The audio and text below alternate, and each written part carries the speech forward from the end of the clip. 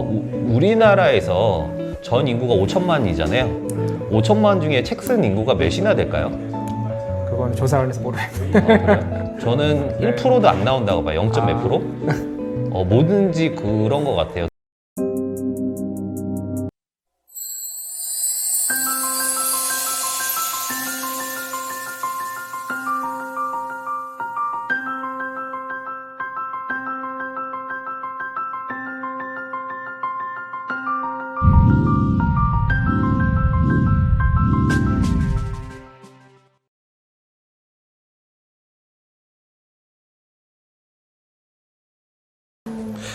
대표님, 이제 마케터 관점에서 이제 SNS 마케팅을 접목하는 방법, 마케터는 당연히 SNS 마케팅을 알아야 되잖아요. 그렇죠. 그 관점에서 SNS 마케팅을 처음 접하는 마케터라고 하면은 어떤 것부터 좀 진행하는 게 도움이 될까요? 이제 어떻게 보면 마케터 같은 경우에는 확실한 그 퍼포먼스, 성과를 내야 되는 부분이 있기 때문에 예. 그 성과를 어떻게 보면은 제일 중요한 게 어떤 시장에 대한 어떤 분석이라든가 예. 현재 트렌드라든가 예. 그다음에 고객이 요구사항이 무엇인지 그걸 어떻게 보면 체계적으로 분석을 해서 예. 그 마케팅을 좀 기획을 잘하는 게 제일 중요한 것 같습니다. 그 시장을 대표님만의 분석하는 트렌드 분석 방법은 따로 있으세요? 온라인 어떻게 보면 다 있다고 봐야 돼요. 온라인에 많은 검색과 그렇죠. 많은 인풋인가요? 어떻게 보면은 요즘에는 그 빅데이터 서비스가 예. 잘 돼 있는 그 서비스 채널들이 많이 있기 때문에 예. 그것만 적절히 활용을 해도 예. 어느 정도 그 시장의 흐름이라든가 예. 고객이 현재 그 상품을 구매하는 데 있어서 어떤 예. 행동을 취했는지 그걸 어느 정도 파악할 수가 있습니다. 그죠. 네이버 스마트스토어는 뭐 데이터 랩 활용한다거나 그렇죠. 그런 거죠. 뭐 그렇죠. 키워드 마스터 뭐 그런 거 활용한다거나 그렇죠. 그게 마케터의 관점이고 역시나 그 대표님이 기획자 업무를 굉장히 오래 하셨는데 기획자의 관점에서 어떻게 보면 기획자가 판을 설계하는 사람 입장이잖아요. 기획자분들이 뭐 경영자는 뭐 기획자, 마케터, 영업자의 기질을 다 갖춰야 된다고 보는데 기획자의 제 1순위 기질은 대표님 판단할 때 어떤 거라고 판단돼요? 우선은 현황 파악이죠. 현황 파악? 그렇죠. 현재 예. 이 비즈니스 설계가 잘 예. 진행되고 있는지 예. 아니면은 이게 잘 되고 있는데 갑자기 어떤 고객의 변화가 있어서 네. 다른 상품을 이렇게 선택이 된다든지 어떻게 보면 그거를 잘 분석, 그러니까 잘 보는 게 어떻게 보면 제일 중요하죠. 어떻게 보면은 전문 용어로 해안이라고 볼 수 있는데 예. 어떻게 보면 그 시장을 잘 현황 파악을 해서 예. 그에 대한 어떤 원인 분석이 이루어지는 것. 그 다음에 그 원인에 대해서 이제 대책을 수립을 해서 예. 구체적으로 이제 설계를 해야겠죠. 그래서 이제 뭐 세부 계획을 잘 세워서 네. 이게 이제 오너의 어떤 CEO의 어떤 의사결정 등에서 실행이 이루어질 수 있게끔 이게 네. 어떻게 보면 이제 그 흐름 관계를 지금 말씀을 드린 거예요. 마케터가 어떻게 그 현황 분석을 해서 최종적인 실행까지 이루어질 수 있는 그 과정들. 네. 그거네요. 고객의 관점에서 현재 고객들이 원하는 니즈를 파악하고 거기에서 이제 분석 프로세스를 갖추고 그리고 이제 실행 프로세스까지 설계를 하는 거. 그렇죠. 그게 기획자의 눈인 것 같네요. 그렇죠. 대표님 제가 예전에 느꼈던 게 저를 미팅 그래도 한 10년 정도 인연이 됐었는데 저를 처음에 만났을 때 항상 책을 선물해 주셨던 걸로 기억을 해요. 네네. 그리고 이제 그 당시 굉장히 많은 책을 다독을 하신 걸로 저는 알고 있는데 지금까지 살아오면서 뭐 책의 양이 중요하진 않지만은 질이 중요하고 대표님이 항상 말씀하셨던 게 있거든요. 그러니까 우선은 인풋이 많고 그래야 아웃풋이 생긴다. 그리고 저도 제가 이제 책을 쓰고 저는 공저로는 썼었어요. 근데 대표님과 관련해서 마케팅 관련한 책을 좀 같이 좀 쓰고 싶은데 책을 쓰는 노하우 방법이 좀 있으신가요? 우선은 네. 뭐 사람마다 다 방식이 다르겠죠. 네. 어떤 분은 자료 수집을 많이 하고 있고 네. 또 어떤 분은 자기가 걸어온 네. 그런 과거의 경험들을 이제 어떻게 보면 이제 뭐 일기처럼 이렇게 쓰시는 분도 계시고 네. 어떤 분이 이 두 가지 방법을 혼용을 해서 쓰시는 분도 있는 것 같아요. 네. 근데 우선 무엇보다는 자료가 우선적으로 많이 그 준비가 되어 있어야 될 것 같아요. 네. 그리고 어느 정도 요즘에 트렌드, 네. 그러니까 독자들이 요구사항이 무엇인지 또 그걸 또 맞춰서 또 기획을 또 해야 되거든요. 네. 왜냐면 전혀 고객의 요구사항이 없는 내용을 담았다가는 네. 아무리 고객이 책을 구매하더라도 반응이 또 안 좋을 수가 있기 때문에 네. 그래서 어느 정도 최근에 고객이 독자들이 요구하는 네. 그런 어떤 흐름, 트렌드 네. 뭐 이런 걸 잘 파악을 해서 네. 내가 지금까지 쓰고자 하는 내용에 어느 정도 반영을 하면서 쓰는 게 네. 어떻게 보면 고객에게 오랫동안 사랑받을 수 있는 네. 그런 스터디셀러가 되지 않을까 생각을 해봅니다. 저 이 책이 스터디셀러가 될 것 같아요. 왜냐면은 지금은 콘텐츠에 투자해야 되는 시대다. 어떤 고수들한테는 돈 벌기가 쉽다는 인식이 있거든요. 계속 콘텐츠에 투자해야 되는 시대다. 그리고 이제 온라인 마케팅은 노출이 되게 중요하잖아요. 그 콘텐츠를 마련할 때는 그 글쓰기라는 게 굉장히 중요하다고 생각해요. 아웃풋, 그러니까 인풋이 있으면은 아웃풋이 당연히 있잖아요. 그러니까 그거를 생산적인 글쓰기, 생산적인 뭐 유튜브 방송, 저도 요즘에 많이 느끼는 거예요. 대표님을 통해서 제가 강의를 도입을 했거든요. 저희가 예전에 뭐 영업 활동을 열심히 했는데 대표님이 저한테 권 대표 강의를 좀 해라. 그때 건의했던 거 기억나세요? 기억나죠? 네, 강의를 하면서 퍼포먼스가 좀 더 올라갔고, 그리고 최근에 저한테 또 말씀을 하신 게 권 대표 책을 써라. 석사 박사보다 저자가 더 커리어가 더 있고 콘텐츠가 있다. 제가 요즘 느끼는 부분이 또 그렇거든요. 그러니까 콘텐츠를 세상의 많은 사람들한테 이제 홍보할 수 있는 툴이 나 전문가다, 나 전문성 있다. 책만큼 유용한 툴이 없는 것 같아요. 그런 부분에서 대표님이 말씀하셨던 게 예전에 그런 것도 좀 인상이 있거든요. 뭔가를 이루기 위해서는 희생이나 헌신이 있어야 된다. 그 대표님 항상 전화를 드리면 항상 도서관에 있으시더라고요. 맞아요. 그래서 어떤 부분에서 대표님이 책을 쓰기 위해서 어떤 부분을 희생하고 감내를 했는지 그것도 한번 들어보고 싶어요. 아마 여러분도 혹시 모르겠네요. 네. 등가교환의 법칙이라고 등가교환의 법칙. 있어요. 네. 내가 뭔가 하나를 얻으려면 뭔가 하나를 잃어야 된다는 그런 법칙이기 때문에 예. 어떻게 보면은 책 집필 기간이 보통 짧게는 1년, 길게는 2년을 잡고 쓰는데 예. 어떻게 보면은 내가 좀 즐길 시간을 포기하고 네. 그 다음에 또 자료도 모으가면 어느 정도의 그 시간 투자가 되는 부분이기 때문에 예. 보통 이제 책을 쓰려면은 예. 보통 주말은 거의 포기했던 것 같아요. 주말이요? 그래서, 예. 주말 가면 어떻게 집에서 쉬고 싶기도 하고 또 여행도 가고 싶기도 한데 예. 책 쓰는 기간은 거의 대부분 도서관에서 살았던 것 같아요. 주말은. 네. 그런 에너지는 어디서 나오세요? 출판사랑 계약하고 나서 그 에너지가 나오신 거예요? 근데 이게 아니면? 계약을 안 하고 쓰는 거하고 계약하고 하는 거 쓰는 건 엄청 차이가 있는 것 같아요. 예. 왜냐면은 이제 어느 정도 한정적인 시간이 나한테 이제 있기 때문에 예.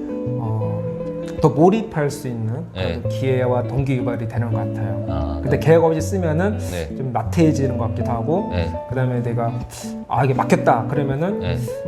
문제를 해결해야 되잖아요. 네. 책을 쓰는데. 근데 어떻게 보면은 그 동기 유발이 없기 때문에 네. 또 몰입도가 많이 떨어지는 것 같아요. 그래서 계약은 중요한 것 같습니다.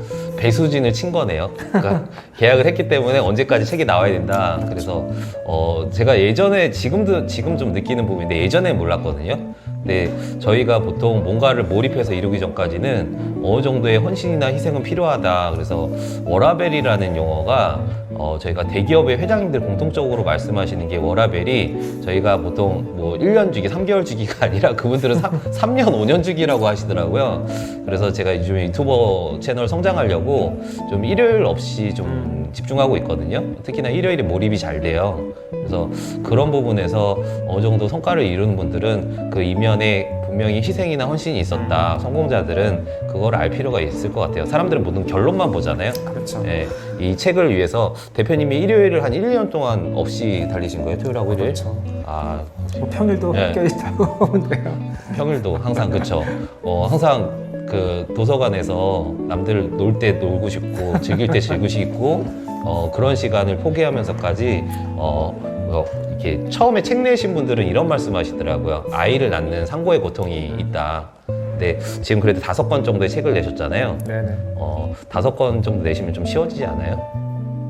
똑같아요? 아니죠. 쓰는 것도 어떻게 보면 쉬워지죠. 네, 좀 더 어떻게 보면 넓게 보는 이제 그 천리안처럼 네. 어떻게 보면 이제 또 종합적으로 내가 현재 뭔가 부족한 게 뭐고 빠진 게 뭐고 네. 그다음에 내가 더 쳐야 되는 게 어떤 부분인지 네. 어느 정도 이렇게 살짝 보이는 것 같아요. 그렇죠.